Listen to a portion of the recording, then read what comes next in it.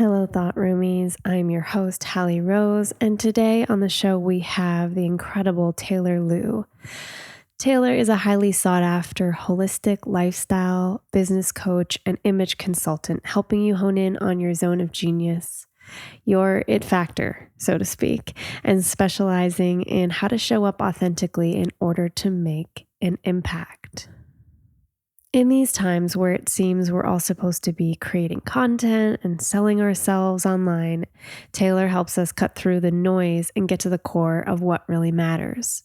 Today on the show, we talk about the business of being you and how to cultivate deep intimacy and vulnerability in friendships, romantic relationships, and business.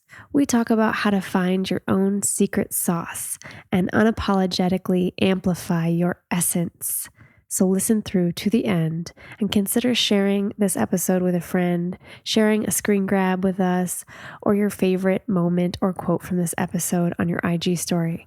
Tag us and we'll reshare it. And as always, don't forget to subscribe and rate 5 stars if you enjoy this podcast. This episode is sponsored by Eye Cacao. And if you missed episode 40 with my buddy Neil Ryan Dumra, he's the founder of Eye Cacao. Definitely go back and check that out. We talk about on that episode why cacao is a better alternative than coffee, not just for your mind or your body, but your spirit too. So go on back and check that one out if you missed it. As of the time of this recording, 14 of you Thought Roomies have already made the switch to try Neil's organic cacao. You know who you are, so thank you so much for supporting Neil's small business, investing in your own health, and of course, with each one of your purchases, a small donation is actually offered back to this show. So thank you from the bottom of my heart for voting with your dollars, supporting small business, this show, and your health all at the same time. If you want to join these magical 14 Thought Roomies who have already made the switch to cacao, visit thirdeyecacao.com/thoughtroom. That's THIRDEYECACO.com/thoughtroom and use the coupon THOUGHTROOM, all one word, for 15% off of the entire site. This episode is also brought to you by BetterHelp Online Counseling. As I shared in the last episode, I am embarking on an online counseling journey with my counselor buddy, and I'm inviting you to join me. If you're anything like me, you often like to make sure everyone else is cared for in your life, and it becomes very easy to neglect ourselves. Investing in an online therapist is a wonderful way to ensure that we have our own space once a week to be heard. And the awesome part is that with BetterHelp, we can do it from the comfort of our own home. I've already received DMs from some of you who are joining me on this journey. It's so exciting to hear that some of you have signed up using our discount code THOUGHTROOM. And I'll be messaging each one of you back on Instagram personally. And for anyone else who would like to join us, you can get 10% off of your first month of counseling. And this is a great part. You can cancel at any time if you decide it doesn't work for you. And your investment in yourself is also an investment in your mental well-being. And it also supports this show, The Thought Room. So if you'd like to be a part of all that goodness, visit betterhelp.com/thoughtroom. That's BETTERHELP.com/thoughtroom. And you can use the code THOUGHTROOM, again, all one word, for 10% off your first month of counseling. If you do that, make sure you find me on Instagram and let me know you did so I can say thank you. As a bonus, Taylor, our guest today, has offered a discount to Thought Room listeners for two of her core offerings, which you're going to hear about today on the show. So once you listen to the show and you decide you love Taylor as much as I do, if you want to get involved with her offerings, you can come on back or check the show notes to get this discount code and to find these links so you can dive into her work. She's offering 15% off for all Thought Room listeners to her It Factor method and her content Creatrix bundle. So both links are in the show notes and on the episode webpage on our website. You can click those links directly to go to her page and then punch in THOUGHTROOM, all one word, for 15% off. Without further ado, ladies and gentlemen, please join me in the Thought Room with Taylor Lou.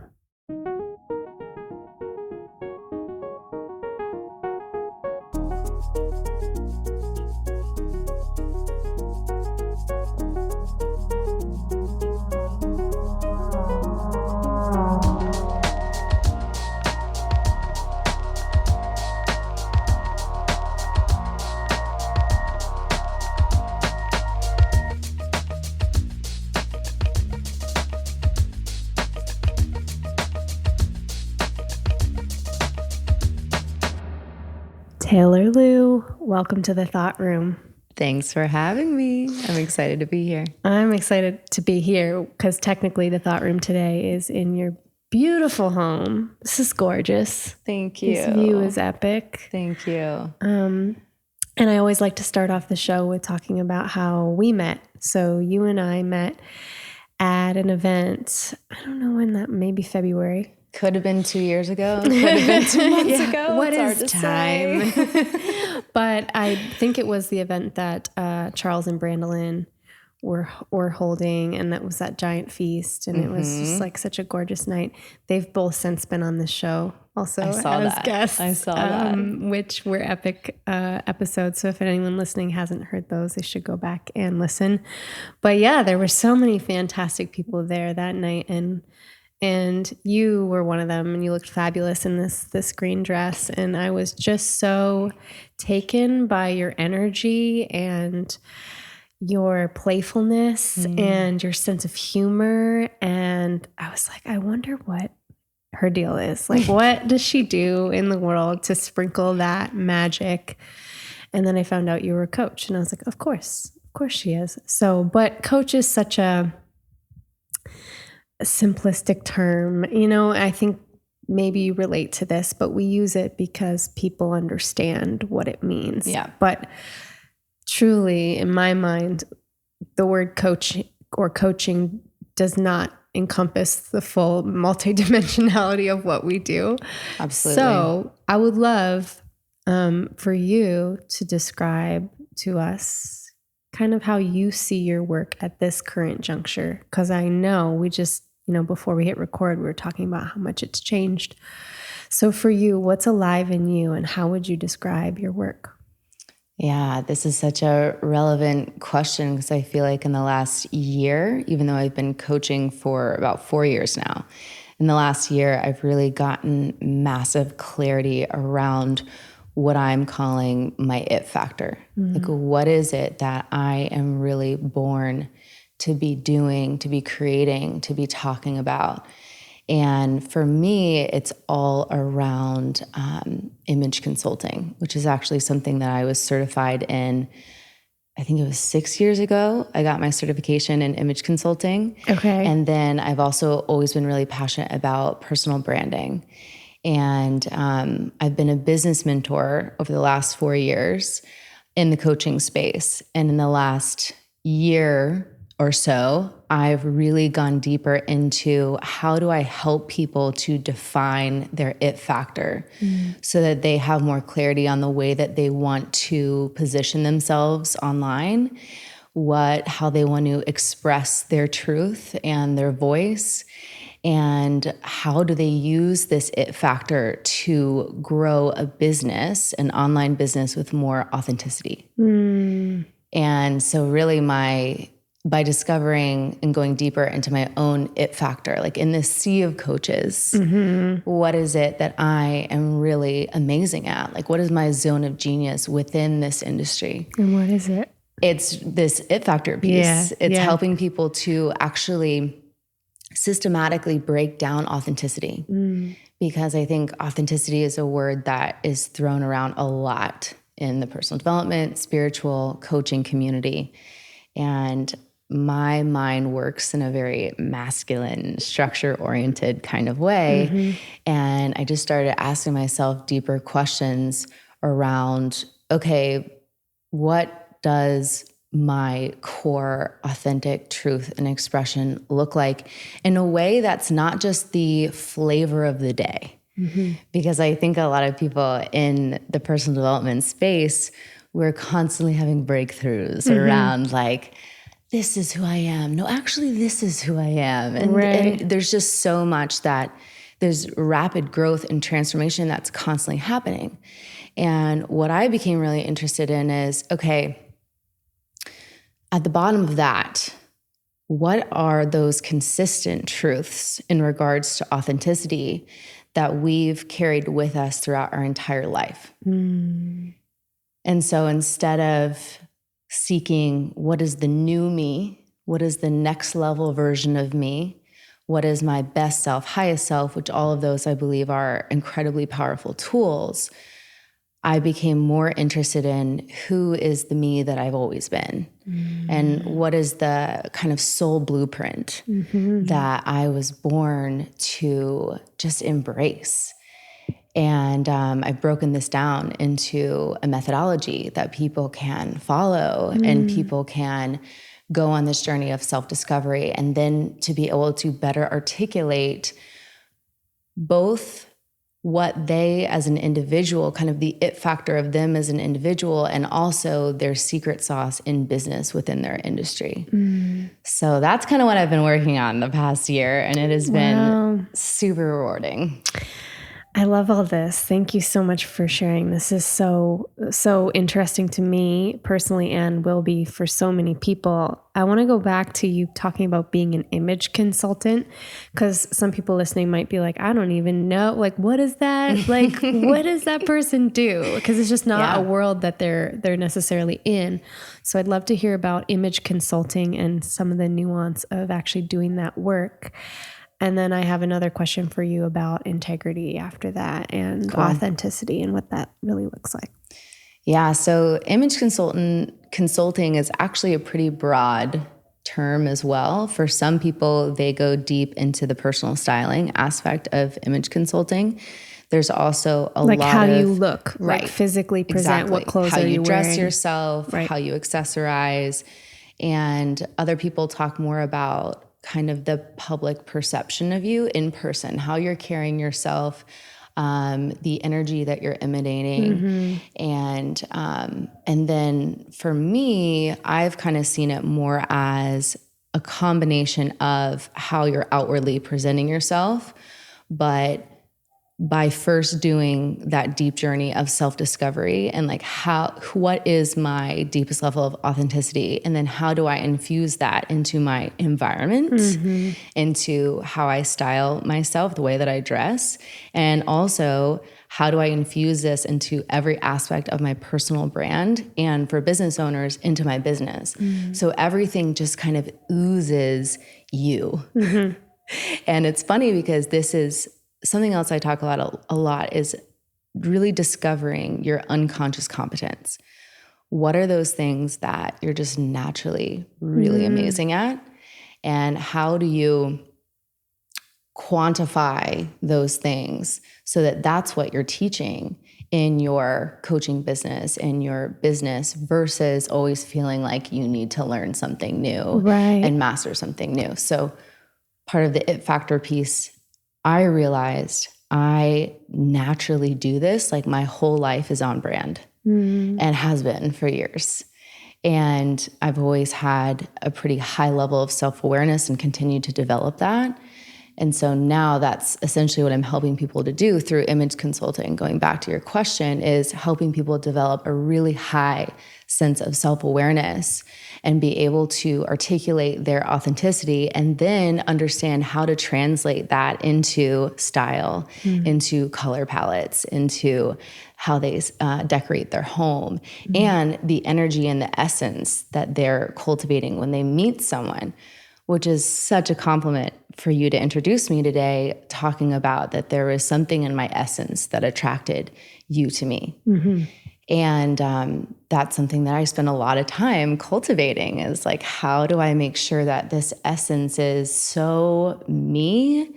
Because authenticity is magnetic. And that's a reflection that I often get. And I think it's because I've done a lot of work on figuring out like, what is my essence and how do I play more to my strengths in social settings, in business, with my personal brand, all of it, instead of trying to be someone I'm not or feeling like I'm like dimming my light for whatever reason. This unapologetic amplification of your essence. Wow. Yeah. And exactly as you said, that takes such deep self-awareness. So the question that comes to mind for me, and I'm sure this is all encompassed in your it factor, which we'll talk about at the end of the show. So anyone who wants to purchase that offering can do that. But could you give a small tool or a small piece of guidance for someone who's like, okay, I want to discover what my gifts are that I'm maybe not conscious of, that I've been kind of doing my whole life and they're easy for me and I love them. How can we bring those, below the line of our awareness up above the surface? Yeah. So there's 3 parts to my methodology, 3 specific things that we focus on. One is uncovering your most natural essence. So when you're not trying to put on a show, when you're not trying to be someone else, when you're just really relaxed and just feel so yourself, what are some words that really define you? And a great tool, I have an identity mapping process that I have adapted from Eben Pagan and Annie Lala.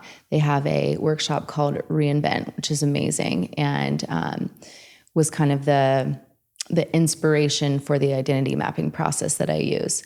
And in that, what we do is we go through the different chapters of your life and think about the different characters that you've played, the different people that you've been throughout your lifetime. And what I ask people to do is really think about, okay, in these major chapters, what did you learn about your authentic essence? What is one word that sticks out about, let's say, between the ages of 9 and 12 or 9 and 14? Looking at that period of your life, like what shines through of when you were yourself, what is one word to describe that essence? And so through that process, you end up with 5 core essence words. And you then can apply that in so many different ways. Vibrant is one of my essence words. And that one came from when I was between 8 years old and 12 years old. And I was just so out there. I mean, I went to the fabric store and to get these beautiful fabrics and wrap them around myself. And just like, that's what I would wear. And I was very outspoken, super expressed, very colorful, vibrant. And I also have bright red hair, which helps with the vibrancy just naturally. And so now I always think about like my core essence is so vibrant. And so even with the things that I wear, it's colorful, it's funky. I love wearing things that help me to stand out and be even more vibrant. Like the green dress I was wearing when we met. Yes. The green silk dress. I still remember it. It was effective. It's on brand. Okay, so that's the first part of the process. The second part of the process is understanding your convicted message. And what that means is, what has life really groomed you to take a stand about? And I hope people distill that down to like 1 or 2 sentences of like, what are you here to really say and be on your soapbox about and really talk about with conviction. And then the third part of the process is uncovering your embodied medicine, which is like, they're all pretty important, but this is a really important piece because it's helping you to understand what is your natural and effortless impact on others. And what's so interesting about this is even from a young age, most likely you've had a specific impact on other people, even when you're not trying. And to map the trends of that And what does that tell you about who you are today? What does that tell you about your most authentic core? That is so fascinating to me. It feels like we're scientists and we're detectives rather, and we're going back and we're looking for the clues. And so a great kind of quick tool for listeners around that piece is to simply ask, 10 people who are fairly close to you, like how have I impacted you in a way, big or small? And first of all, it feels great to get those reflections from other people. And you'd be surprised how much insight you get around this unconscious competence, around like, what is it? How do I positively affect people just by being me?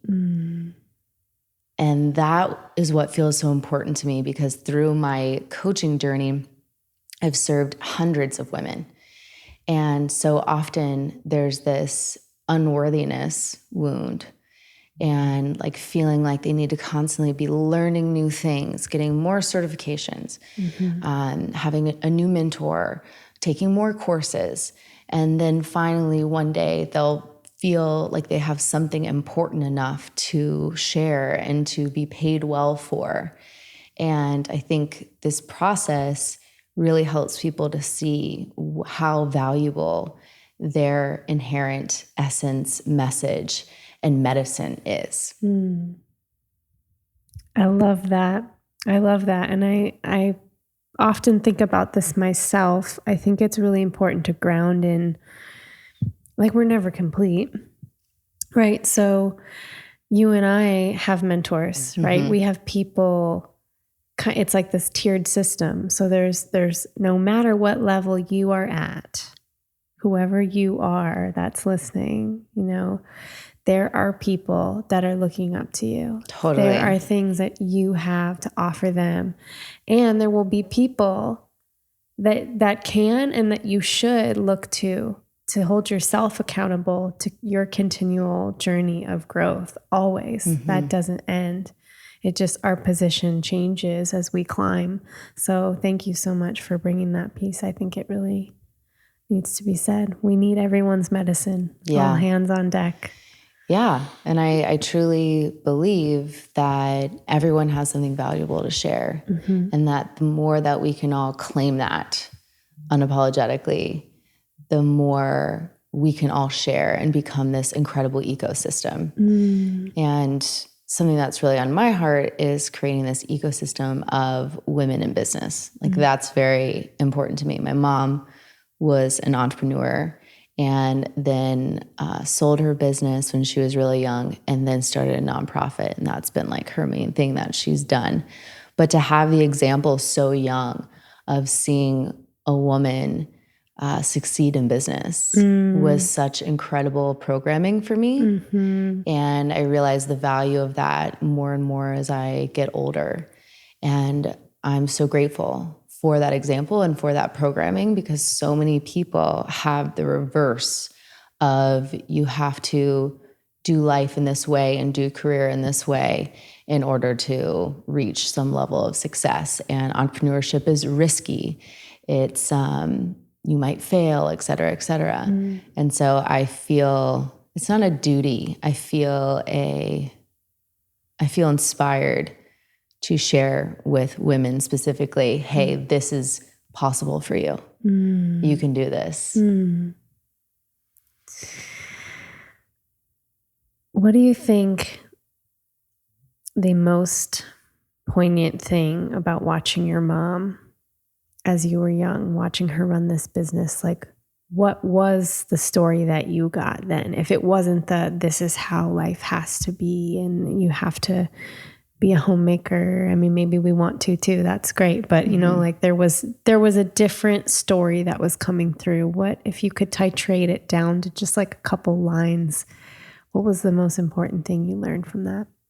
Great question. I think it sounds cheesy, but really anything is possible. Like my parents really made me feel like I could do and be anything that I wanted to do and be. And that was such a gift. Like I would go to them and be like, I want to play softball now.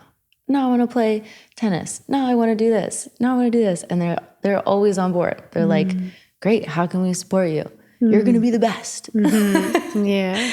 And I am just incredibly grateful for their belief. And it gave me a lot of boldness and this like fearlessness with life of like, I can go out and try something and I can fail at something. Yes. And I'm still going to be good. And and also seeing my mom, my parents always tell the story of her like firing someone while she's breastfeeding me.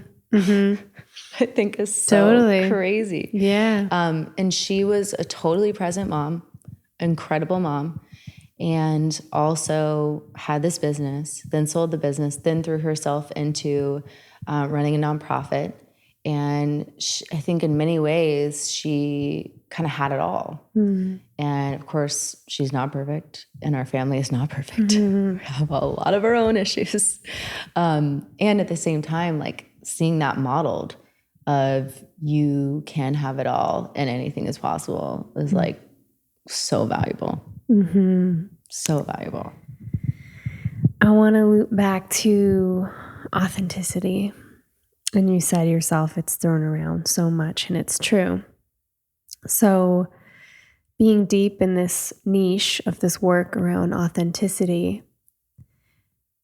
can you describe the energetic nuance between what appears authentic and what doesn't? Like in your mind, when you see a social media story and something is cringy because it's not authentic, what does that look like? And then let's flip the coin and talk about what the other side is. Ooh, this is a very nuanced question. I feel like we could go a lot of different directions. So one thing that I want to say is through my work and my mission, in no way do I ever want people to feel like I'm the authenticity judge, or even that you can get to a place where you're 100% authentic all the time. Right. Like that is just not true. Like it's, for me, it's more the pursuit of a deeper understanding of self. That's the important piece. Now, to answer your question, when I sense the difference between the two is when I go to a gathering or I see something on Instagram and I get this sense of like posturing, right? It feels like people are just talking to be witnessed talking, and it doesn't feel, you feel it in your body of like there's something off, and sometimes you can't really put your finger on it, but it's like the body check for me is like I just get this deep sense, and I actually get this sense from people that like they're lying, and that may or may not be true, but it's just the way it feels in my body of like they're lying. And I get this in coaching too, when I'm coaching my clients and they're saying things that they maybe just think sound good, or there's kind of like trying to convince themselves of something. Yes. I get this sense in my body like they're lying. And do you reflect that back? I do, in a nicer way. Yes. Yeah. I just ask them more questions like, where is that idea coming from? Or how does that align with kind of your higher vision for your life? How does it feel in your body when you say that? Yes. What are you experiencing? Yeah, totally. But it's this very clear sense of they're lying. And my partner and I both, I think, have a deep commitment to integrity, personal truth, and just kind of being very grounded humans. And again, we're definitely not perfect in this, but we do have we place a high value on being people who are just very grounded, down to earth, and of earth. And just really understanding our opportunity to be humans and be messy and be vulnerable. And so I think that's just something that comes up a lot for us is like, what does that look like for us? And then your question of like, how do you sense the difference between the two when you're around other people is something we talk about a lot too. Mm-hmm. Amazing. I echo all of those sentiments for sure. And again, why I felt so much alignment with you, because just hearing you speak at dinner, I was like, okay, yes, this is the vibe. Can't tell you exactly why. It's just a feeling. Yeah. And to trust that, like to empower ourselves to trust that. That's the green light. I think that's the universe winking at you to connect with someone. And I found this too recently in my new partnership is there's that adjustment period when you're entering a new relationship and you're like, okay, what's me now? What's his now? Like, what do we do together? And watching my friendships sort of shift a lot because I'm now prioritizing, like, I really enjoy spending time with this person. Like, we have a great time. We laugh a lot. Yeah. We have deep talks. It's incredible. And so where in my life was I kind of like parsing out this energy just to maybe not feel alone?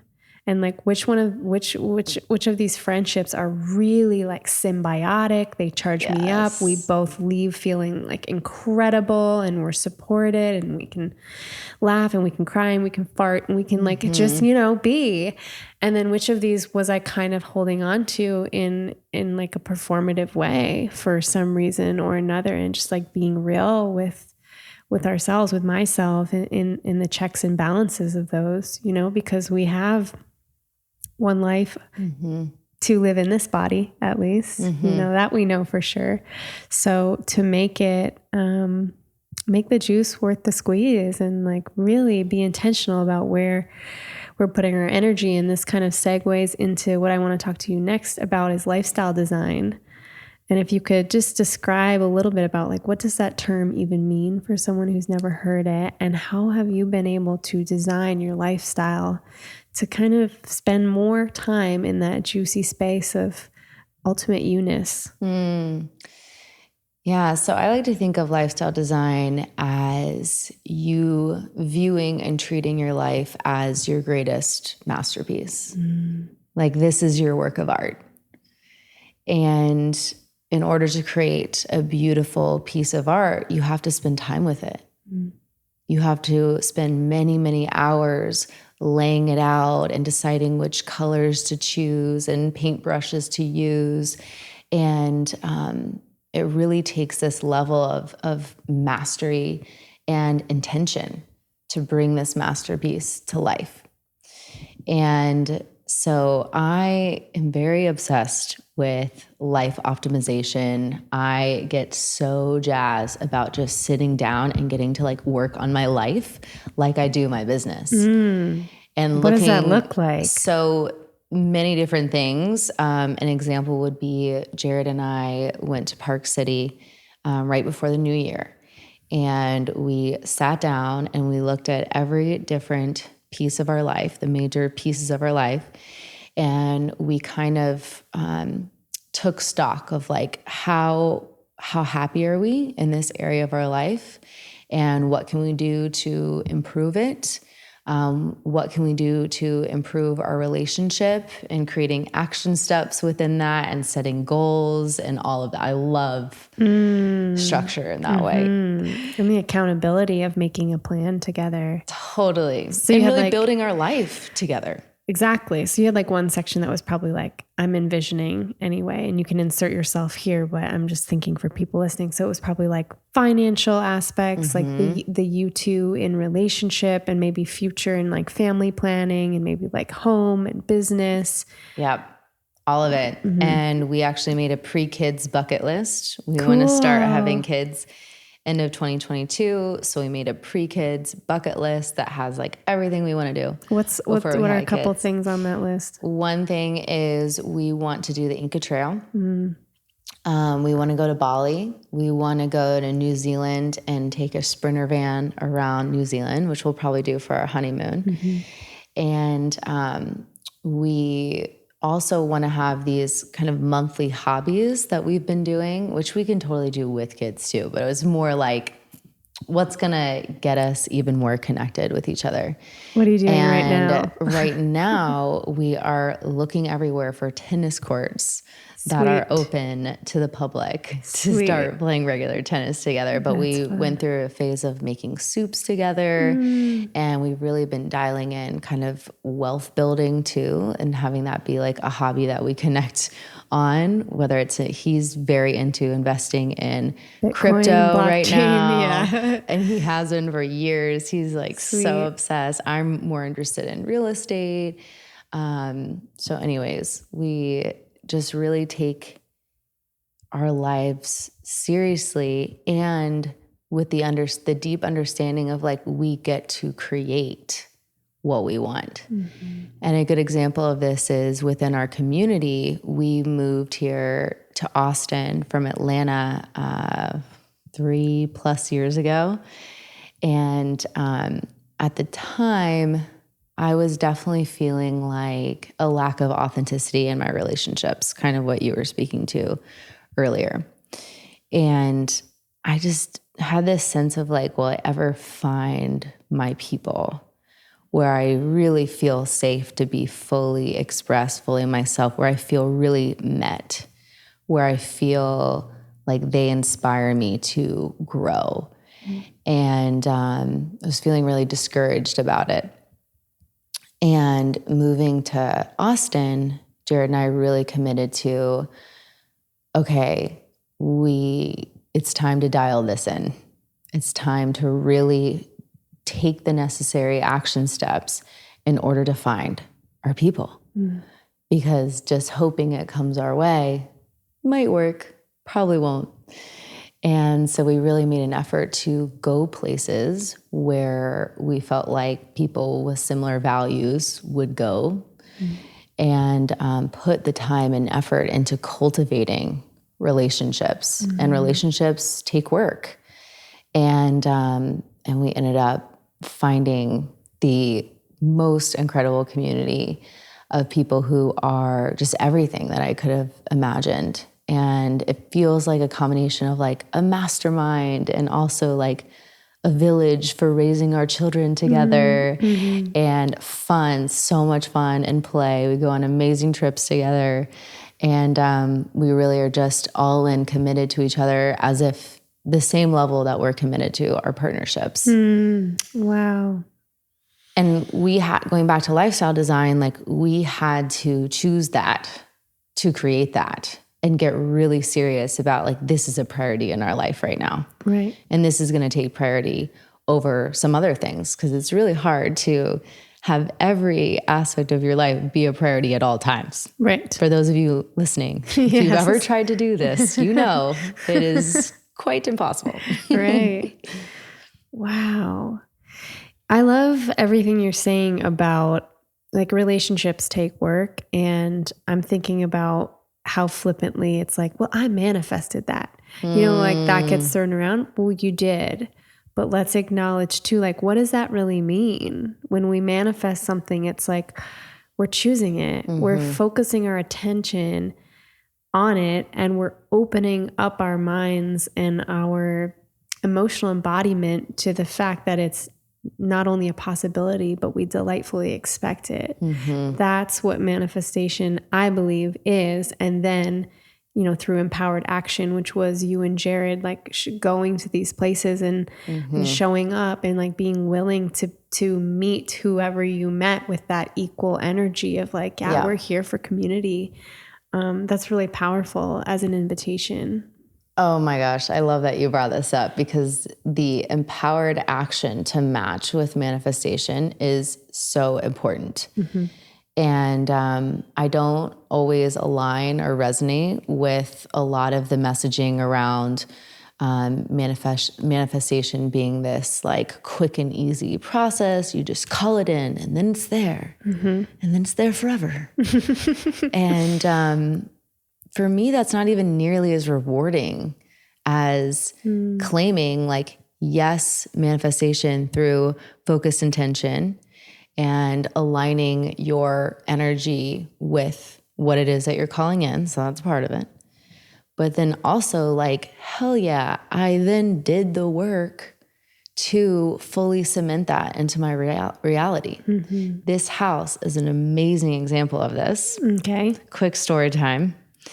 I was actually I was facilitating a Quantum Leap retreat, which are my private retreats, in September of last year.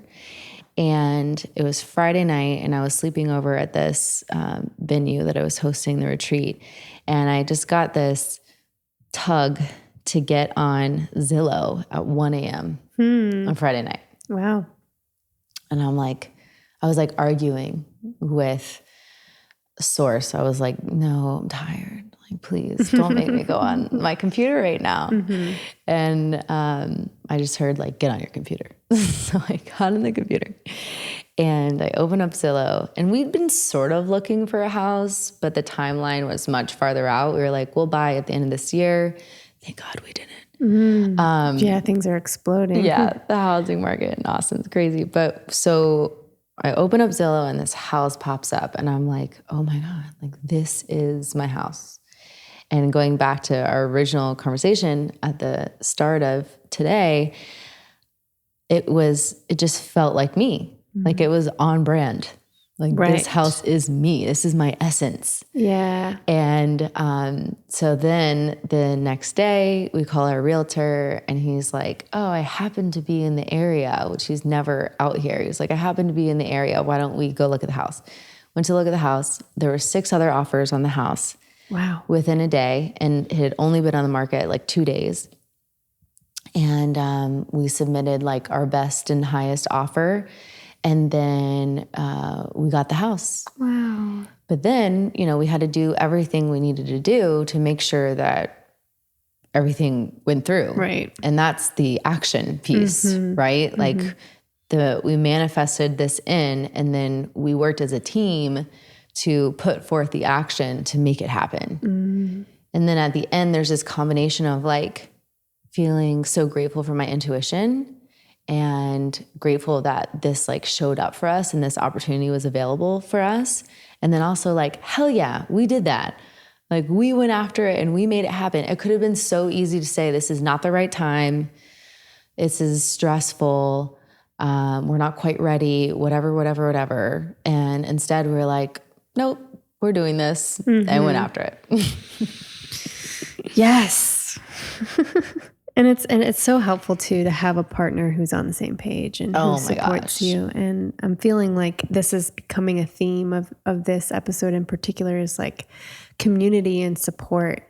And I'm wondering if it sounds like now you're very well supported on a lot of fronts. Yes. But I'm wondering if there was a time in your life where you weren't supported very well. And like, maybe you can tell us a story or take us back to a time where it was challenging, so that if anyone listening is going through a time like that, they know what can be on the other side. Totally. I mean, I would say that finding the right community for me has felt impossible until the past 3 years. And I think that's why I'm so interested in authenticity, because I can track over the period of my life the phases where I was completely out of integrity with my authenticity. And the community that I would attract when I was in that state were just not people who really saw me. And it's not that they were bad people. It's just that we didn't really have anything in common, because I was pretending to be someone that I wasn't. Right. And so an example would be in college, I was very focused on being popular. I was very focused on having lots of friends. Everyone like knew who I was on campus as someone of a small school. And then I kind of fed off of that. My ego fed off of that. And then I ended college and I was like, who are my friends? Yeah. Like, who actually cares about me? And I remember having this moment of like, and this is kind of dark, but I remember having this moment of like, if I died, like who would be there? Yeah. And who would really deeply care and be affected by this? And at the time, like I didn't feel like there were very many people who would be there.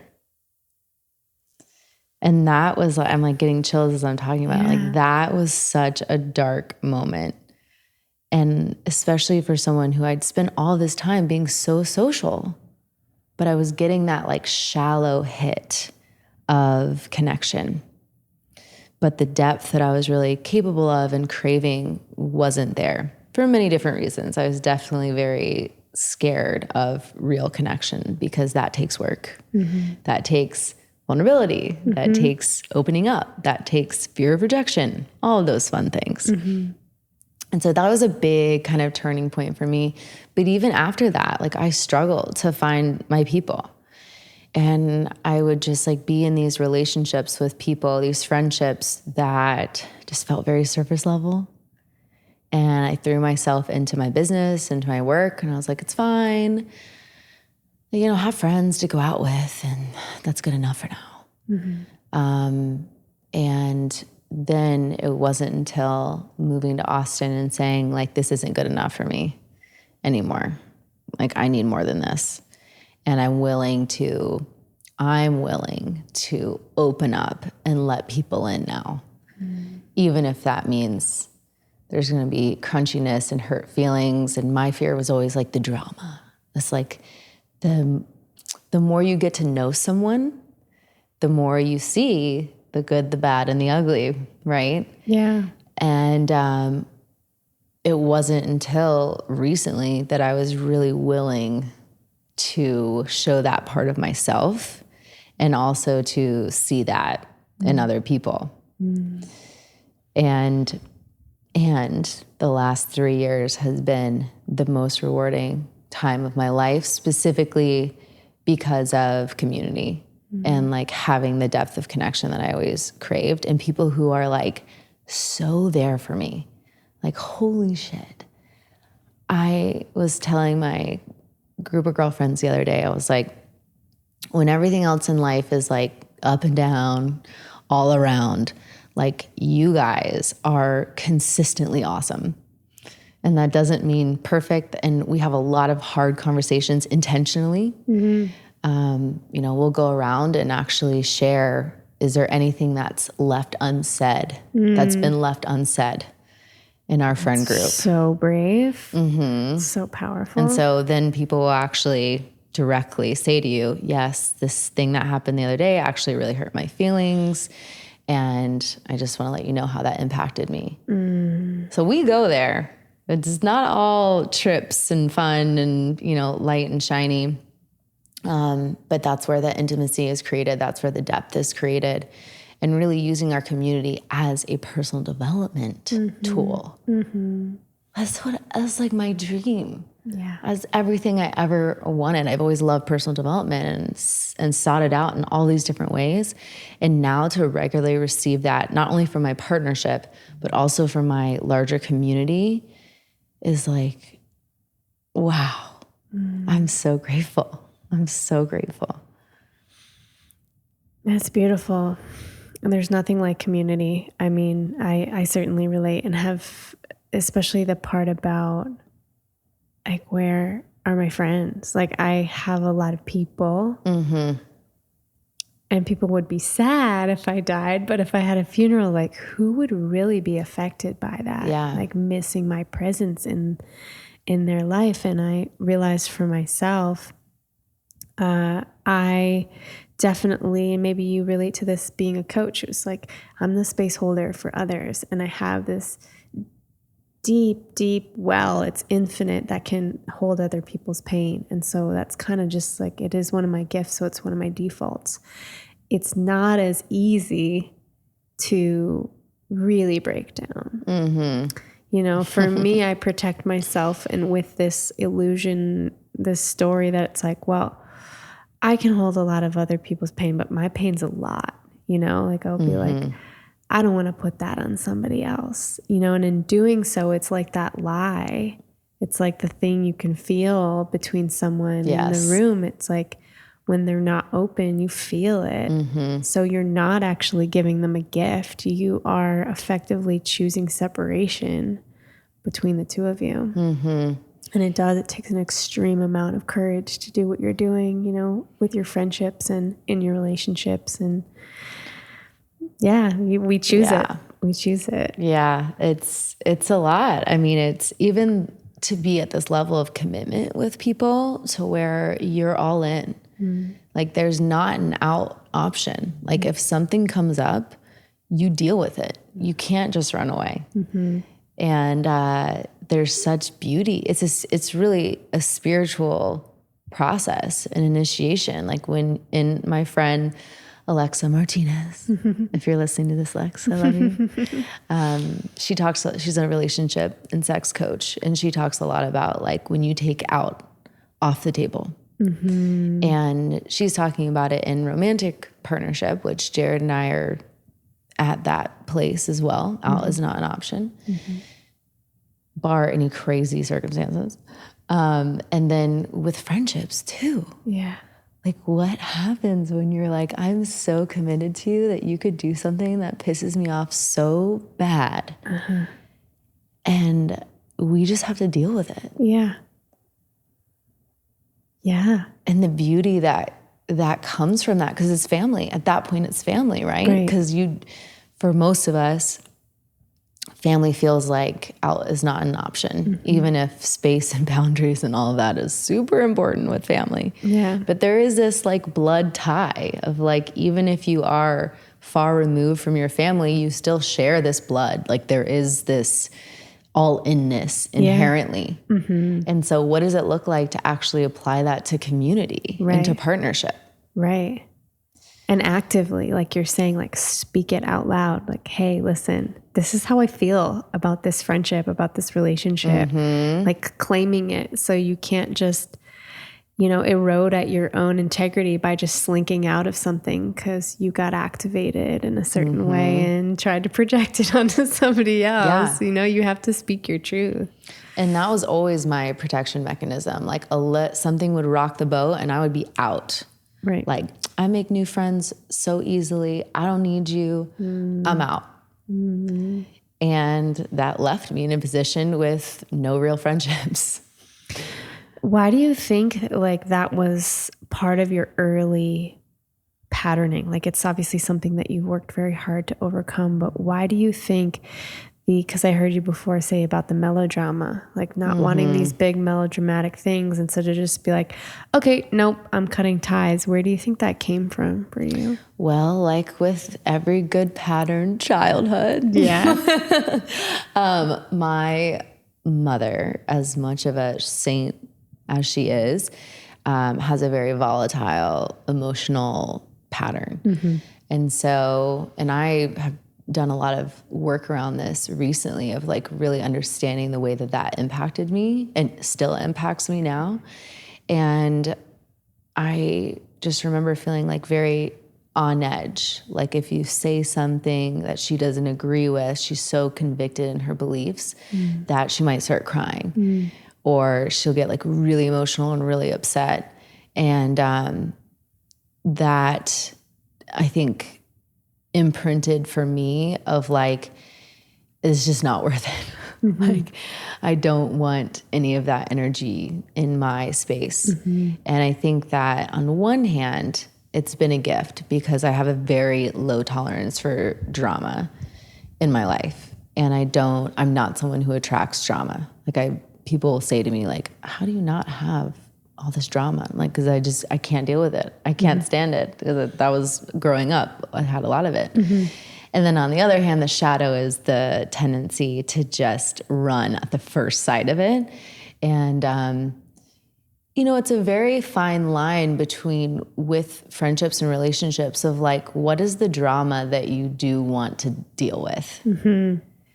Because some people are not your people.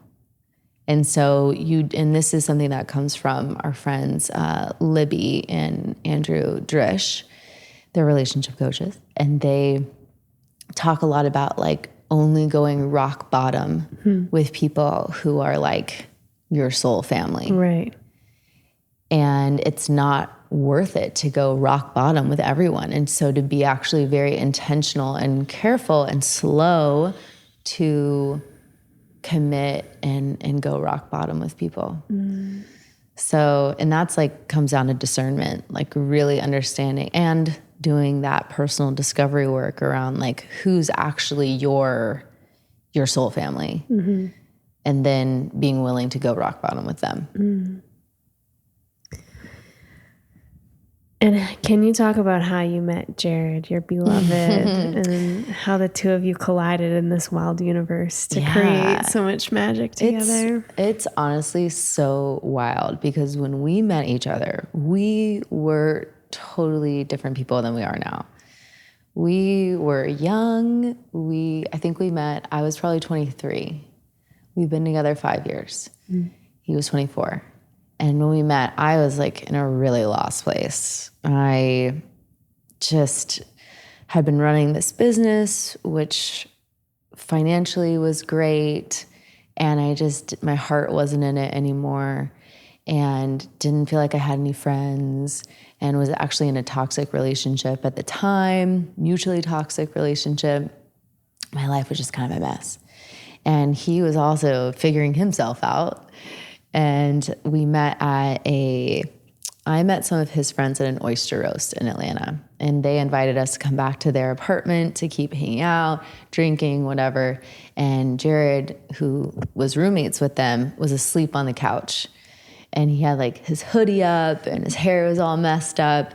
But I have this thing that happens. It's happened 3 times in my life where I've seen someone and I've known that I was going to date them for a long time.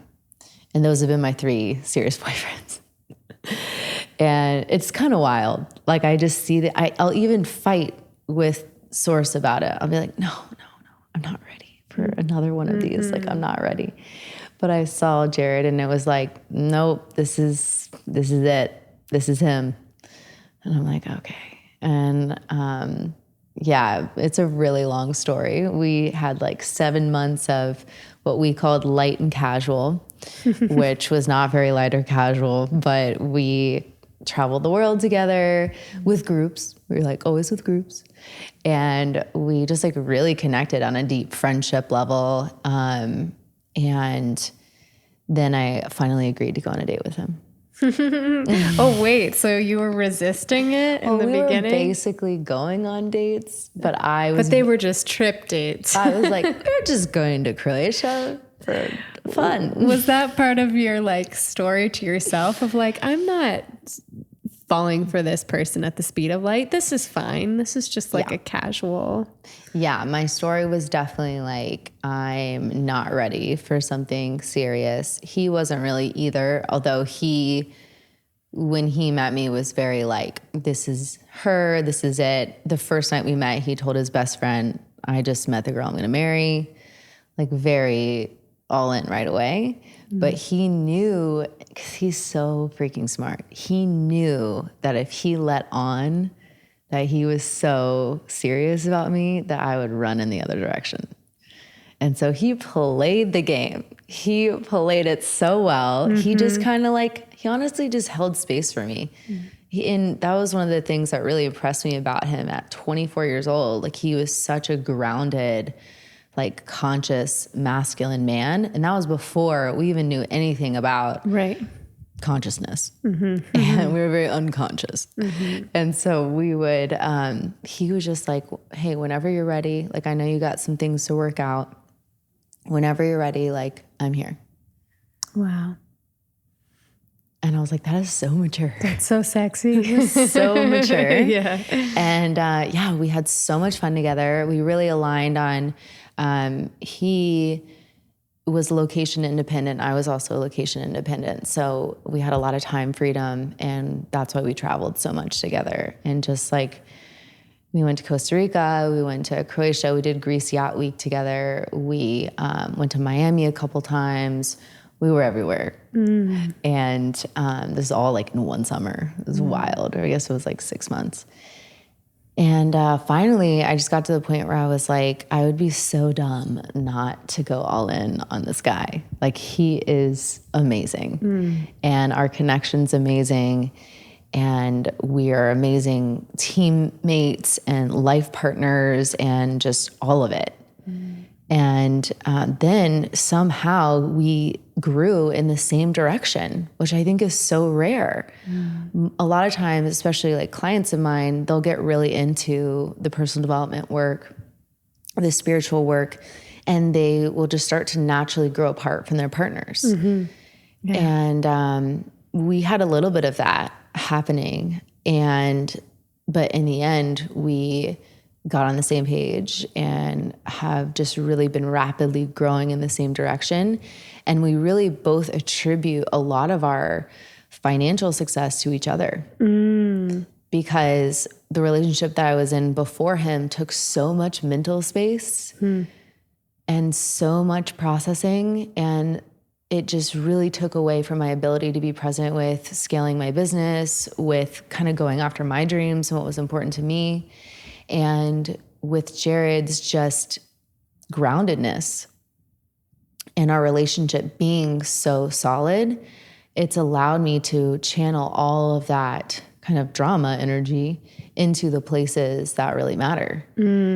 And same for him. And he's gone from, when we first met, he was working as a customer service rep at this online company.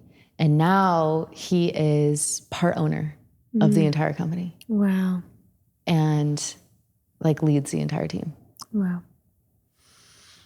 I mean, I think that's amazing. That's such a testament to what we're talking about here, what strong relationship and community can do for the individual. Yeah. And all individuals involved. And it's like, we're living in a world where our tribes, our villages, in the Western world here, we don't have things like that, So this is like, go back hundreds of thousands of years and look how we were living, and people call that primitive, but I think there's something that the soul needs through living together, through sharing our human experience and being seen and being willing to be seen. Absolutely. So that is, I think that needs to be said. And I have a couple questions about what you said to follow up. One was, you talked about, okay, there was this moment where Jared and I were kind of growing apart, but then in the end, we kind of ended up coming back together. My question was like, ooh, I want to ask a question about that little pocket in between and like how y'all, kind of had that conversation. Like, this is what I see. Yeah. So a funny moment sticks out to me during that time of, I really wanted to go to, where was it? Peru, Ecuador for 6 months and get my certification. It was like in something with shamanism. I can't remember exactly what it was, but it was like a mix of like theater and improv and also medicines and all kinds of stuff. And Jared's like, are you going to come back with like your armpit hair grown out and like dreadlocks and just be like a totally different person? And I'm like, maybe. Yeah. We'll see. I am discovering myself. Yes. But so there was just like a little bit of I went head over heels in love with the spiritual awakening and the personal development piece, and really like surrounding myself with different kinds of people and ideas, and I just went very woo very fast. And Jared was just like, I don't know about all this. Like he never made me feel like judged, but he also wasn't there with me. And I had to ask myself at that point, do I need him to be there with me? Or can we still have a beautiful relationship if he never meets me in this? Right. And at that point, I decided that because our values were still so aligned, one of which is curiosity, that I was willing to be okay, even if he wasn't going to be as woo as me. And he's still not as woo as me. And that's actually good. Like, that's great. He's a great balance. And I love his like healthy skepticism for everything. And, but he is so curious that he couldn't help himself, but kind of go to some of these like events that I was going to and listening to some of the podcasts I was listening to.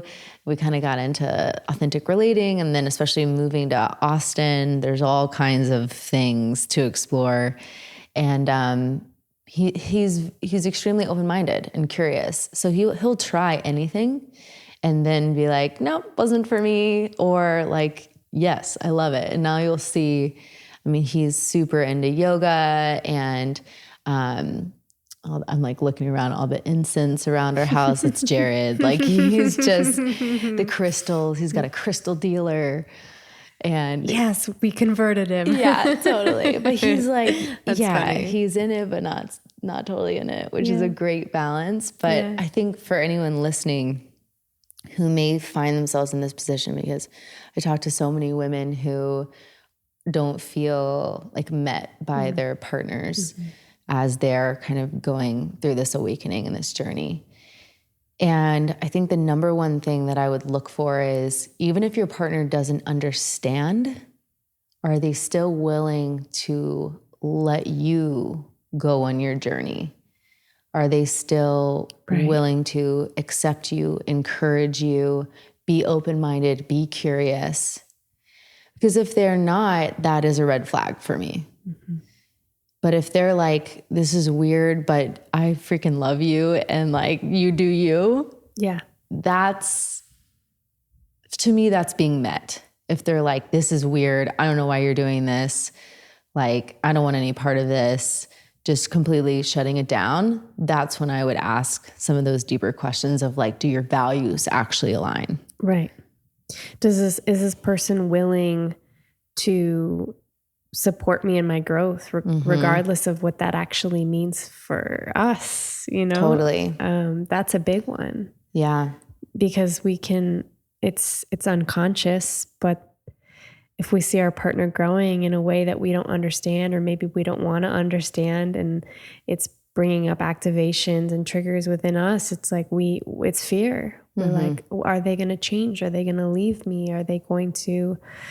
Is this not going to work anymore? And I think what I'm hearing here in the medicine that's being created in this podcast is like, we're talking about authenticity. And for me, one of the required ingredients in authenticity is vulnerability.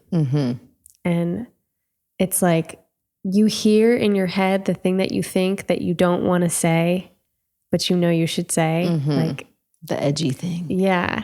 And also to caveat that, and my partner and I also talk about this, he always says, you can tell someone the truth without punching them in the face with it. Yes. And I think it's like, okay, developing this discernment around the tonality of your voice, how something is conveyed.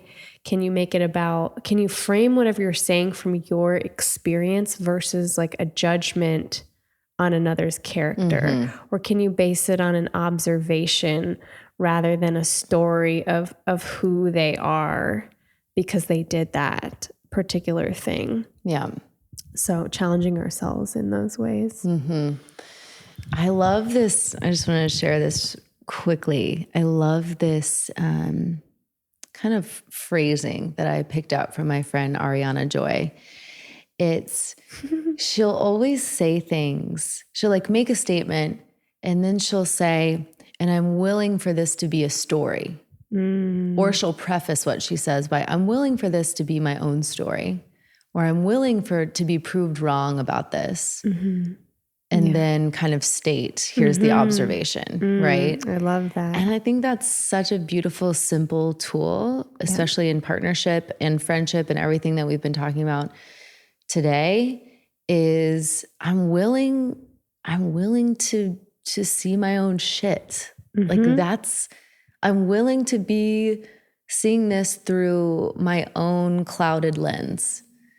And I think being open to that, and not to open up an entirely different wormhole. We can if you want to.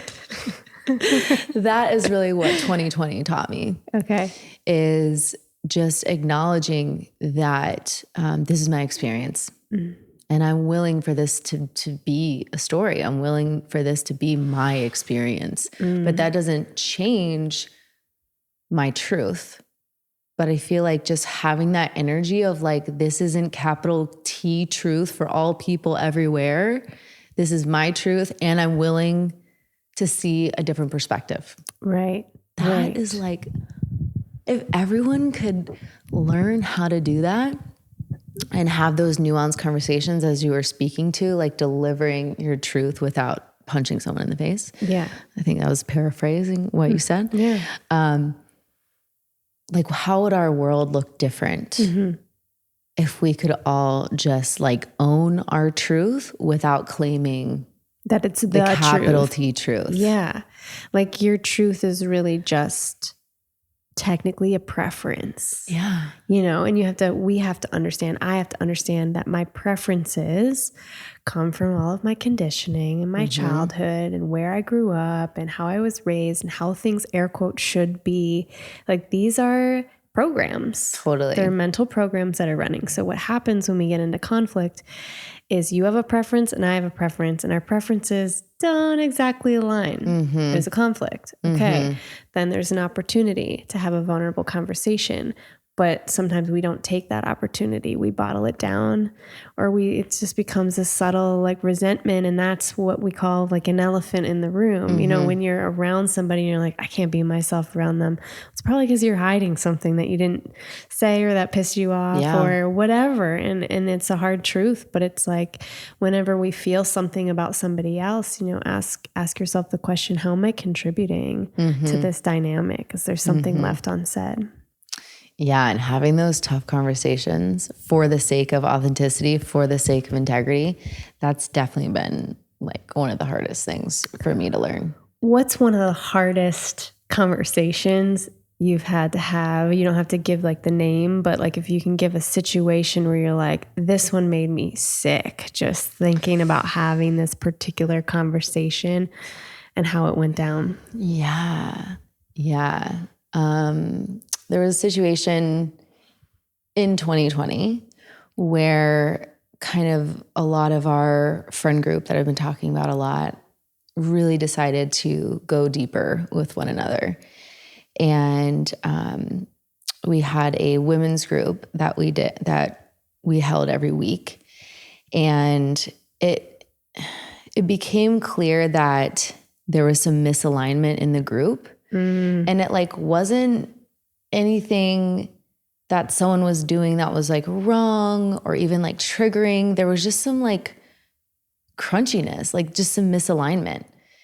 And so as a group, we had to have this like tough conversation about this one person. Multiple people. Okay. And they brought it up. They were like, we're feeling like kind of left out of some of the things that are happening, and they felt the energy. And the truth of the matter was, it was simply that some relationships were progressing quicker than others. Got it. Because of quality time spent and this and that. And so it was just kind of like at a certain point, it's like just the relationship wasn't progressing like the other ones were. And, but it was awkward because we're on this like weekly women's group. Right. And like, no one wants to hurt anybody's feelings or be like cliquey or exclusive. That was like a huge trigger for me. Yeah. Having people feel like unwelcomed or rejected. I like spent my whole life bending over backwards, making sure that everyone felt welcomed and liked by me. And definitely because of, you know, me wanting to be liked and all those deeper wounds associated with that. But so this was like a really big opportunity for me to navigate a challenging, and the entire group to navigate a challenging conversation around like something's not working, and not trying to sugarcoat it. Cause especially, I'll speak generally for women, a lot of women, it's like, but we love you. Like, no, everything fine. You want to like get through it as soon as you can. So there's a lot of sugarcoating that can happen. But I remember being so proud of myself in that conversation because I was like shaking. I was like, I get hives when I get nervous. I get hives all over my neck. And I'm just like, and I felt like we were the group was kind of going in a direction of like bypassing, like, no, everything's good. Like, right. And I just remember being like, actually, like, I think there's something just like not aligning. And like, I love you guys and I think you're amazing people. And there's something that's just doesn't feel like it's a fit. Wow. And that was like so hard to say. Like what was it like watching the faces in the room respond to what you just said, and how was it received? Well, luckily, everyone in the room has done a lot of work on themselves, and so it could have gone worse, but I know it was hurtful. If I was in that position, you can't not take it personally, And I think ultimately it was something that needed to be said, and the group disbanded after that. And we had like a closing ceremony and just like really thanked everyone for their contribution for that period of time, especially during like 2020 craziness. That felt like such an important group to have. And it was so beautiful and like served its purpose. And it kind of came to the end of that iteration of it. And, so it ended really beautifully. And in some of those relationships, I still feel awkward. Like because I still want to be connected to them. But within like kind of the larger community that we were creating, there was just something that, there was like a lack of resonance there. That was nobody's fault. And communicating something like that is so hard because it's not like, oh, well, you did this. And so that's why I'm mad, or that's why this isn't working. It's like, there's nothing you did. It's just something doesn't feel right here. I think that's the next level. Like, I think that's the next level of growth is when you can claim that and tell the truth. Because when we claim that, then you open the doorways for the next like radical, more powerful thing for you. Absolutely. You basically are saying, okay, not this, almost like this, but it's more like this. It's this other energy. And then you open up the space for it to be there. But if we can't be brave enough to say this isn't a fit, then we stay stuck in that energy because we're afraid that if we leave that energy, there's not going to be something else. We're going to just lose everything that we have and we're going to be all alone. And that people might not like you. Yeah. You'll be misunderstood. You will be rejected. Or you'll make someone feel a certain way. That was like my big thing. I was like, I just don't want people to feel like there's anything wrong with them or anything like that. And, but again, my friend Libby brought up a good point. It's like, it's actually doing them a disservice by pretending like this isn't present.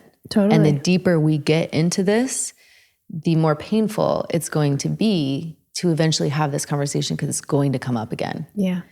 And I'm grateful for her reflection, and her husband have done a lot of work in the authentic relating space. And so they just have a lot of familiarity with kind of these like rock bottom conversations. Totally. And, but I just remember being so proud of myself in that moment because that was such a growth edge.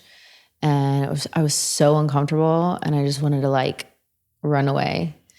And, I said my truth and everything was okay. And everything's better than okay because it feels like there's not this lack of authenticity in my relationships. And that is something that I've become even more discerning around. Like I'm very slow now to commit to new relationships because my priority is really deepening the ones you already have. The ones I already have, because that's my pattern is, oh, this gets a little crunchy. I'm going to go get some new friends. And so I really committed to, and it's not like, I mean, I hang out with lots of people and I love making new connections, but in order for me to really authentically move forward in committing to a new relationship, it has to be like a 10 out of 10 connection on both ends. Yeah. You know? And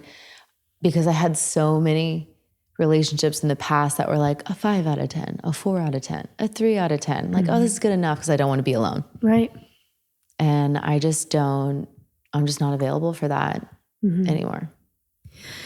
What do you want to say to people who are listening to this, who are experiencing this? And I think it's a natural part of spiritual awakening. I don't care if it's your first awakening, if you've had 20 awakenings, whatever. I feel like it's a symptom of, I don't even like to use the word symptom because of the connotation, but I feel like it's a natural result of growth. And, but if this is the first time that this is happening to someone where they're feeling like they're literally a puzzle piece that doesn't fit with the rest of the puzzle, and they're going, okay, something's wrong with me. I feel like I'm changing. I don't know what to do with all this. What advice would you give to them about how to make it through this bumpy piece and how to call in with inspired action that new community? Yeah, 2 things come to mind, and something that really shifted for me is like actually believing that it was possible and not doing this like victimhood thing around it, right? I was really like attached to the story actually at the end of the day of no one really understands me. And I'm kind of like this loner that no one knows is a loner. And yeah, just like getting a lot of that like perceived benefit of separating myself from others. Right. And so just believing like, actually my people are out there. They're 100% out there and I will find them.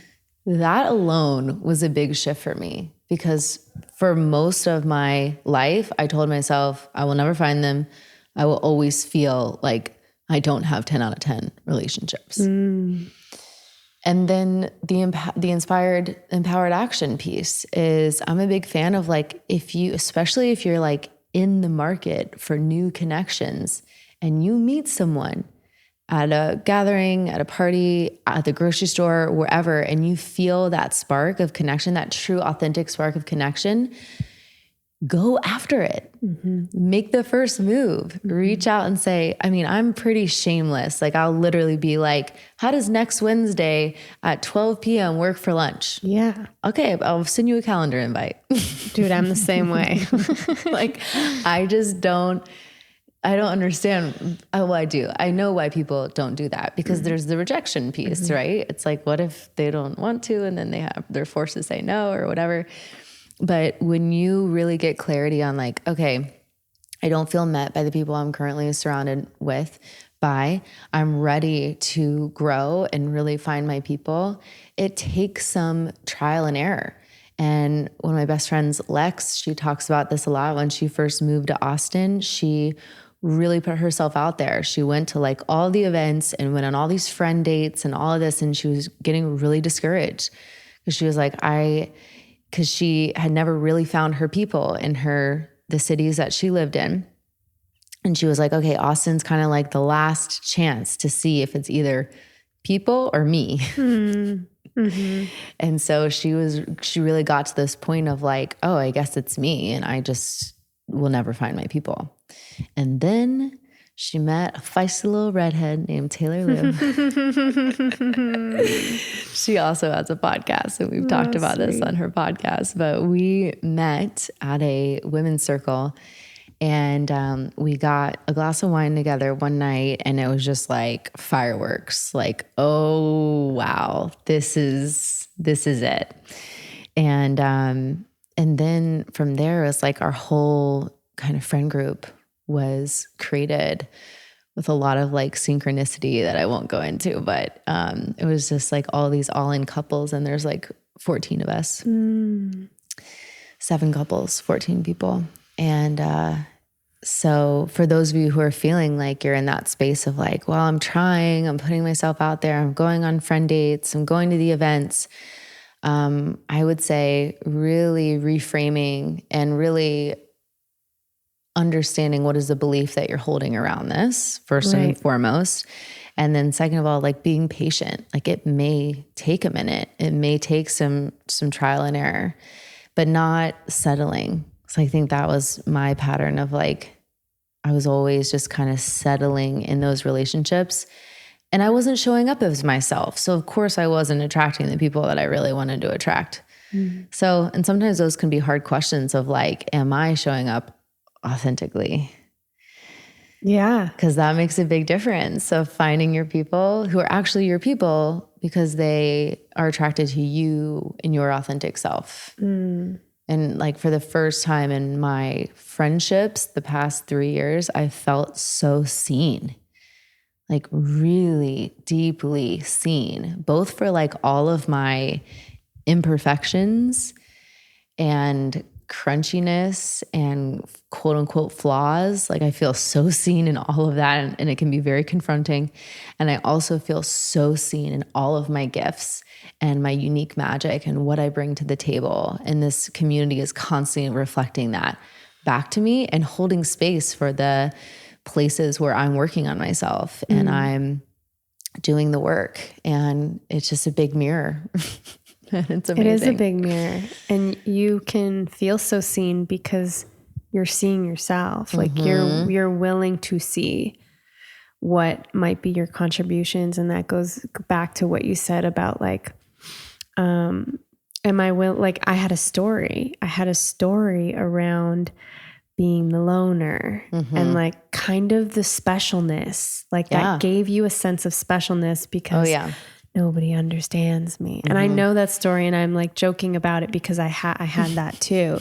And it was like, I'm always going to be alone. And, it's just not true. But until we're willing to really look at, okay, what are the stories that I have and what is the inevitable benefit I'm getting from this? Even if it's like a not so nice story, it's like understanding that behavioral patterning is like, we don't keep habits that are in some way not serving us. Like if it didn't serve you, and I'm not saying on a healthy level, like it could be a codependent level, but we don't keep behaviors that are not kind of a protection mechanism in some way or helpful. And so just be willing to like put all your feelings aside and really go into that space that you did and be like, all right, is this real? Is this true? Am I having a pity party for myself? Okay, maybe I am.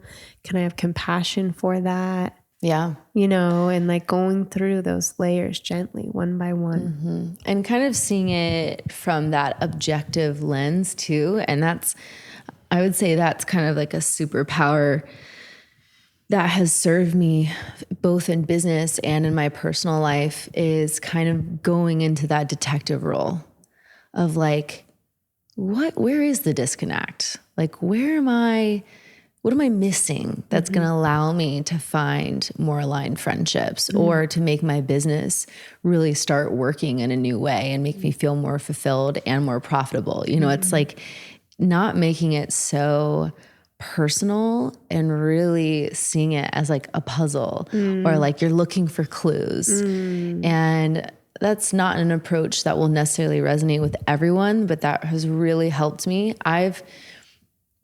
A lot of people will talk about, just like seeing yourself with compassion and really just when you're feeling insecure, pouring love into your inner child and just like allowing your inner child to have that moment. And I think that's an amazing tool.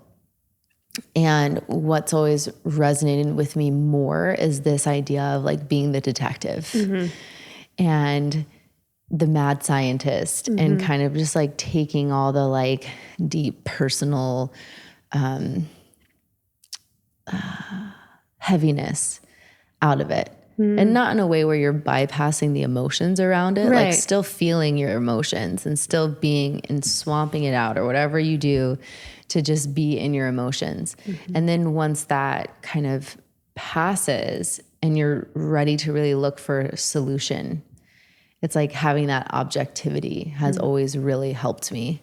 And in business, like if you can learn not to take business so seriously and so personally, your business is going to work better and better and better and better, because being in that detective role, you're going to be able to see a lot more when you get that bird's eye picture objectively than being so in it and like, why don't people like me enough to buy my thing? It's like, well, actually, it's just your messaging is off and people aren't connecting with it, or you haven't been getting visible enough. Like, what's actually happening?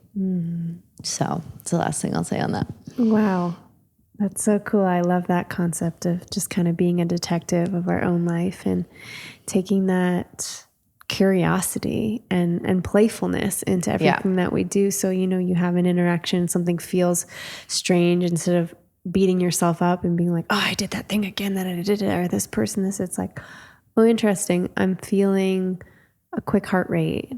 Oh, interesting. I'm feeling a little drained after that interaction and not filled. Okay. And it's just like pragmatically taking note of these things instead of spiraling ourselves deeper into the emotionality cyclone that could become. Yeah. And to me, and something I'm really passionate about is integrated leadership, like really integrating the masculine and feminine. And I think about the masculine and feminine dynamic in almost every context in my life. And that's a good example of even like personal growth. How do we bring in the feminine of like really being in the expression of the pain, the hurt, the confusion, feeling the emotion, being connected to that, and then bringing in the masculine to say, well, interesting. Why do I feel this way? And tracking it and breaking it down and helping you to understand what's happening and find a solution. Like that, I'm so passionate about really using both energies to serve you in your life, because I see a lot of people from the outside looking in who get really unbalanced in the feminine, where it's like they're constantly processing and they're constantly like in the clouds almost like, and these people tend to be extremely creative and like have all these ideas and they're really fun to be around and they've got great energy, but then it's like none of that is being brought to fruition and put into form and structure. And so they're just kind of caught in this loop of most of the time feeling like they're not making enough money to really feel safe and feel secure. And just they're constantly like looking for what else to fix. What else do I need to fix? And then I'll be ready to make money and whatever it is, have the business. And then a lot of people who are very unbalanced in the masculine, where it's just all about working, hustling, structure, logic, bypassing the emotion oftentimes. And of course, I'm speaking in generalities here, but I'm so fascinated by how do we bring these two things together in every single thing, in every single context. Like just seeing the world through that lens, because the partnership, right? It's the sacred union, the sacred partnership, and then the energies, the duality of energies that's present. And it's like a universal law. Like these are our dualities that we see. It's a massive duality. And so I love playing with it. And it's very impactful for my life to just see it through that lens.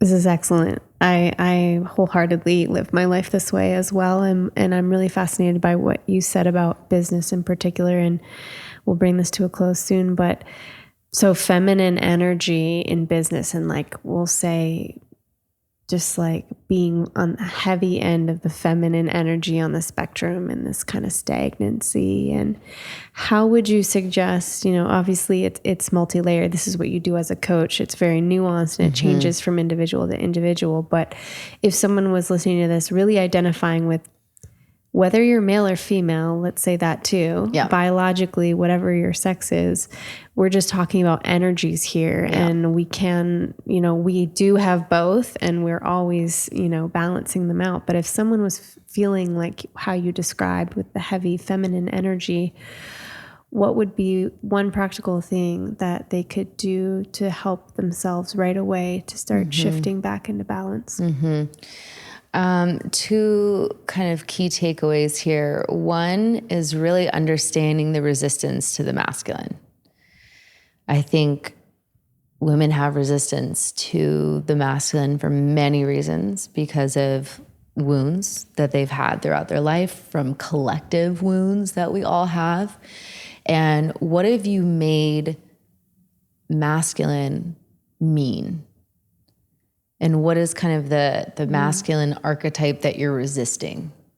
Right. I think getting clarity on that is huge. And then the other thing that I recommend often to people is coming up with a more masculine archetype that they can play with. So an example would be like the huntress or the warrior, or even like warrior queen, if you wanted to really have fun with it.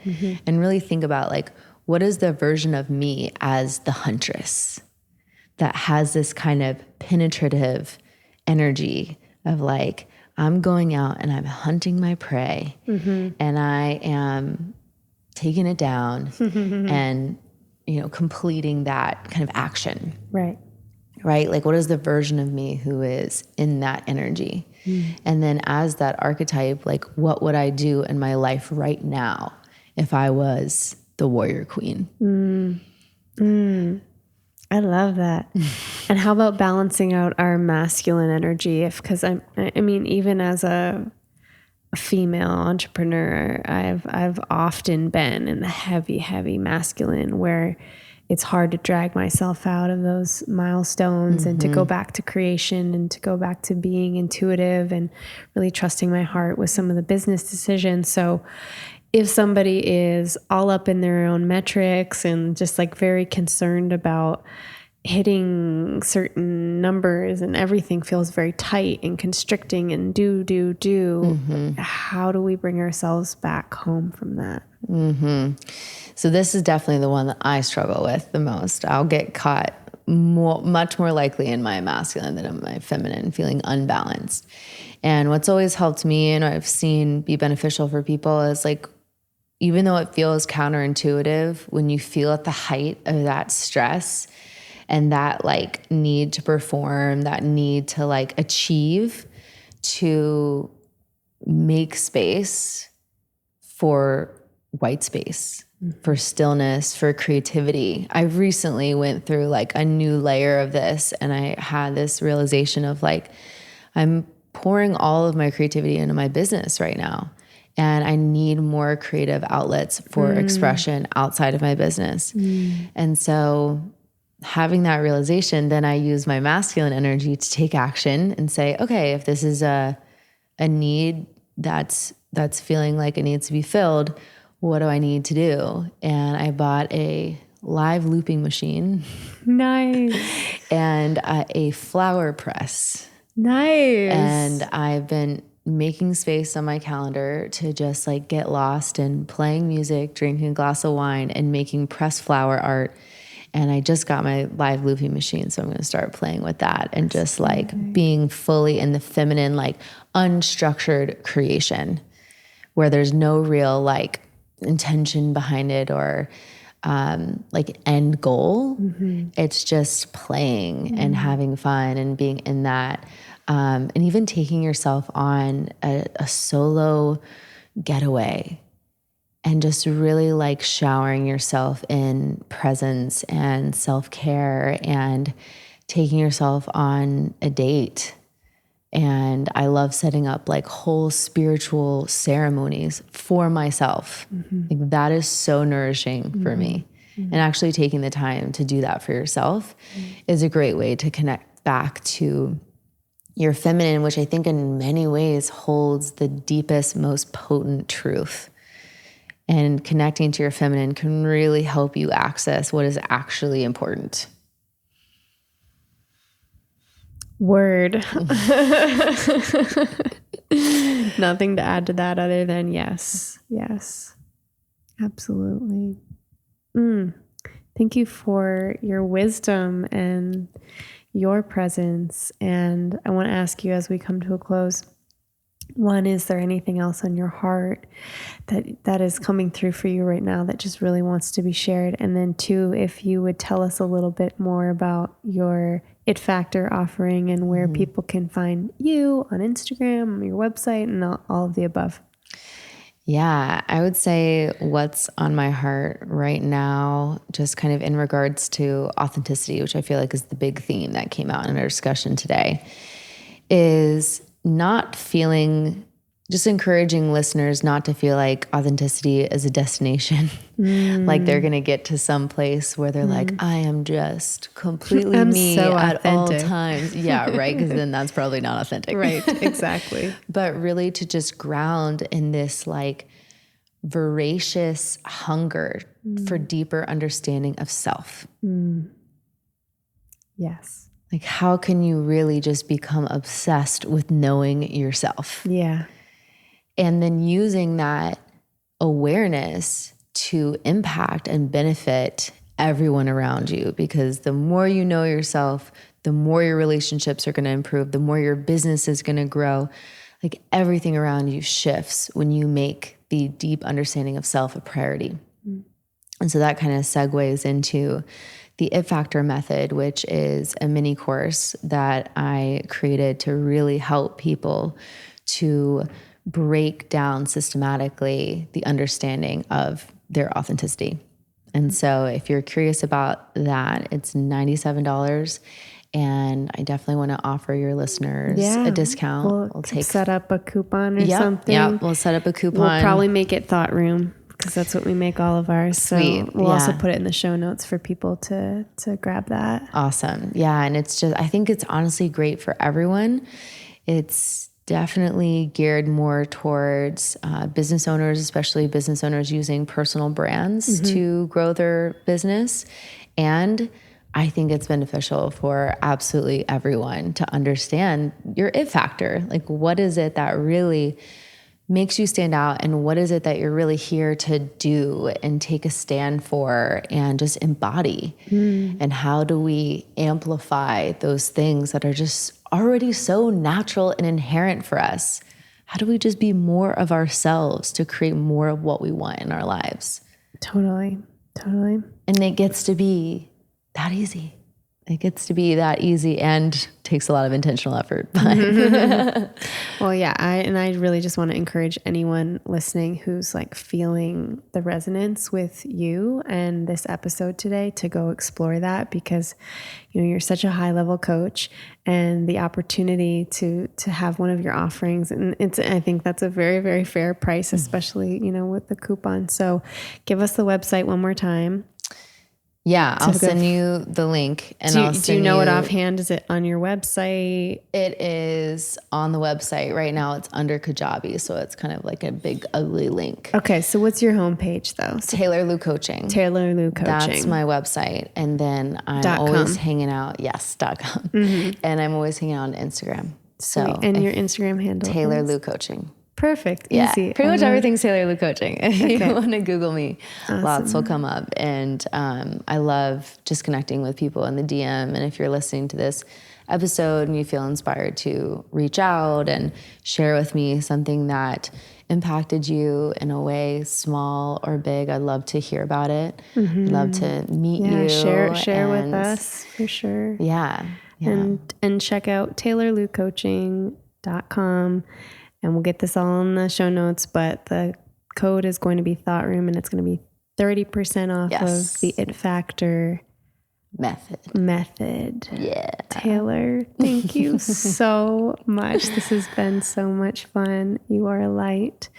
And I want to go check out your looping machine after this. You can figure it out with me. Yeah, man. Because I am right at the beginning. Thanks for having me. This is amazing. This is so fun. I feel like we covered pretty much everything. So we've solved all of life's big problems now. Next problem, please. Yep, we're good, actually. We can just set up shop and put it away. Thank you. Thank you.